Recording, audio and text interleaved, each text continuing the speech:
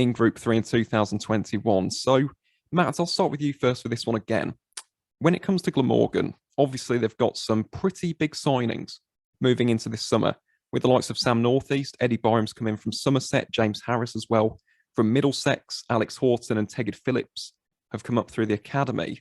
Where do you see the strengths in this Welsh outfit heading into this summer? Well, again, if you mention it, I've got to talk about Mbata, haven't I? In terms of, I don't know how long he'll be available for, or how many games they'll have him for, etc. But Marnus, Nauran Labuschagne will be pivotal, won't they? I know he didn't quite set the world alight in the Championship to the levels that he did in 2020 last year, but you know, he is still inhumanly talented, isn't he? And the fact that, and you know, that's the thing that English cricket fans will know only too well from what we've just seen down under this winter. But yeah, you're right. They've made some smart recruitment. I've always thought Glamorgan could be a bit of a sleeping giant, because I know we could come back to this kind of the issue of money. Glamorgan, they are an international venue. They've got a, forgive me if I'm maybe not, if this is a bit of a taboo subject, 100. They've got a 100 team, haven't they? But you know, they should do well. They should be well funded, and I always feel like they underachieve a little bit. So if they've made that smart recruitment, then yeah, I think they look pretty strong all over the field, with the possible exception that the batting might be stronger than the bowling. But you know, well, like I said, James Harris will go a long way. Certainly, he might not solve it on his own, but he will certainly go a long way to helping solve it. That's for sure. Absolutely. And to be honest, Matt, I'm very, very happy that you mentioned the bowling, because that for me is the standout weakness when it comes to Glamorgan, at least from 2021. I think some of that might carry over if they're not careful. In 2021, as a unit, Glamorgan took 168 wickets. That's the second lowest total in the entire circuit. In fact, it was only ahead of Surrey, who took 164 wickets. Sophia Gardens isn't an absolute graveyard. You can take wickets there. We saw that on numerous occasions. That bowling attack has got to improve. But the fact is, you've got the options there. James Harris, experience. You can't buy experience. He's going to be a vital component for Glam heading into this summer's championship. You've also got the experienced, the stalwart Michael Hogan, who again needs to come onto our podcast at some point. They've got Michael Neser coming in from Australia, who, as we know, very prolific, very potent, great proponent of swing bowling, was fantastic for Australia in the Ashes. And then you've got the likes of Tim van der Hoogten as well. So maybe that's something which Glamorgan could improve upon heading into this summer's championship. But Dustin, do you agree with that? Or do you think there's something else which Glamorgan need to work on? How do you see the Welsh outfit in terms of vulnerabilities and potential weaknesses? If I'm completely honest, I don't really know a hell of a lot about Glamorgan. I haven't really played against them. I think on my way back from injury last year, I kind of fielded in a warm-up game or in a second team game against them. But I do know of the fact that they have recruited some lovely talent, obviously in Marnus and Michael. He was someone who stood out for me particularly, because I watched him when we played it against Australia, when Australians made their tour around in their Ashes when they came here. I remember watching him bowl and I thought, this lad can play.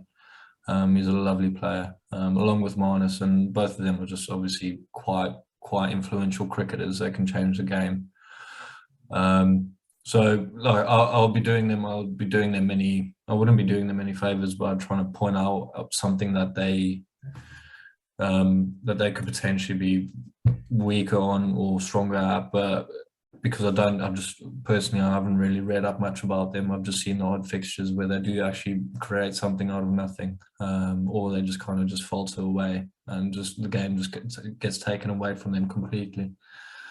So yeah, from what I remember is that it does turn at Sophia Gardens. So maybe the inclusion of some spin could potentially help them in the future, or working on their spin. And I know, is it Callum Taylor? I think is he the spinner for them? I know they've targeted and lined him up quite a bit. And I think personally, like if they can just groove that and nurture that a little bit, they could be quite impactful. They could indeed. They could indeed. I think it's been an interesting summer for Glam personally. I really do. Again, Matt, as you said, a side which on paper should be doing a lot better than they have done. And I mean, last summer they showed these glimpses of brilliance, but they just couldn't fit it together at times. And against the likes of Lancs and Yorkshire, for example, things did begin to unravel. But again, 2022, brand new season, brand new opportunity. Who knows? This could be the year that Glamorgan do finally put it all together. And in terms of players to watch out for, Matt, I'll go to you for this one. I imagine it's going to be Marnus, but if it isn't Marnus, who would you choose from that Glamorgan outfit? Yeah, Marnus, I suppose if you say that he's potentially not going to be available for the whole summer, or he's going to be away for parts of the summer, I might pick Sam Northeast, actually, who's been a consistent level county performer. I don't know quite what happened at Hampshire. I think he just sort of fell away a little bit, didn't he? I know that's a really tough side to break into down there. But he's in him. They've got themselves a really solid, dependable county batsman. He's not anywhere near the England team, so there's no danger of losing him for any great stretches of the season. But he could still score quite heavily. I got a chance to watch him on a couple of occasions when he came to Nottinghamshire at the back end of last season. And he's got a good technique. Of course he has. He's done so well. You don't get to the level that he's got without some serious pedigree. So I think when you look at him, in terms of backing up to Derbyshire, but then again, you did mention the bowling being the weak point. And I mean, Hogan, is he going to retire fairly soon? This is his final season.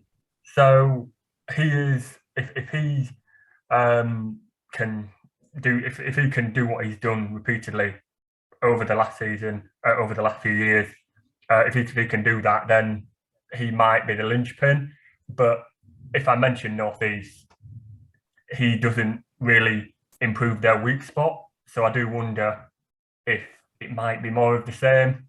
Neser could improve things a little bit, but yeah, it feels Northeast might be a bit like for like in terms of just improving their strong part and not doing anything about the real issues. So yeah, they should be doing better, but I'm a little bit doubtful, I'll be honest. Well, we'll have to wait and see. It's a shame that my Welsh co-host Lucy wasn't here tonight, because she would have been talking all sorts about Glamorgan. She probably could have given us some nice insight, but yeah, Lucy's not here this week. I think she's in London or Cheltenham. It was one of the two. I can't remember exactly where our Welsh co-host is this week, but yeah, Lucy should be back for the season with her usual Glamorgan bias at some point.